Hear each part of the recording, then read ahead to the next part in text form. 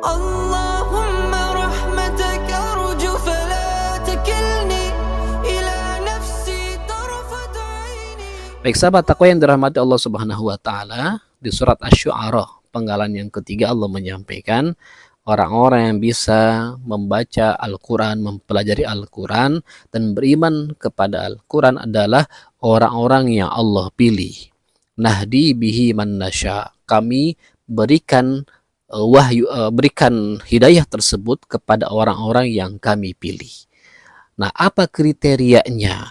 Kenapa ke orang-orang bisa dipilih sebagai ahli Al-Quran, yang dekat dengan Al-Quran?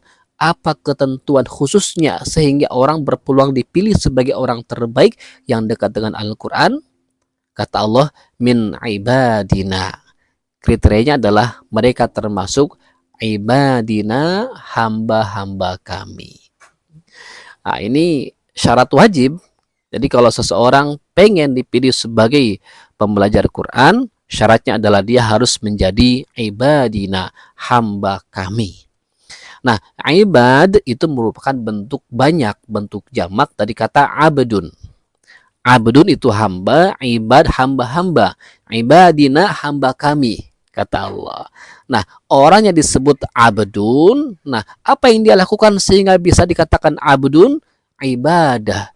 Dia senantiasa beribadah.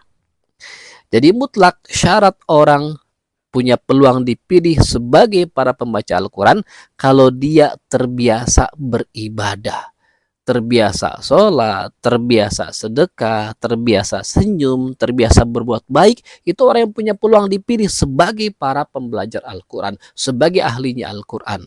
Sementara kalau dia jauh dari perbuatan baik, gak pernah beribadah, peluangnya kecil untuk dipilih sebagai ahli Al-Quran. Maka sahabat, ya, yang pertama, berbahagialah dan bersyukurlah kepada Allah Subhanahu wa taala, sahabat dipilih sebagai orang yang hari ini belajar membaca Al-Qur'an. Yang kedua, bersyukurlah karena dalam pandangan Allah, sahabat dipandang layak sebagai ahli ibadah sehingga dipilih dari sekian ahli ibadah untuk bisa membaca Al-Qur'an. Mudah-mudahan Allah berikan kita keistiqomahan atas nikmat yang sangat besar ini.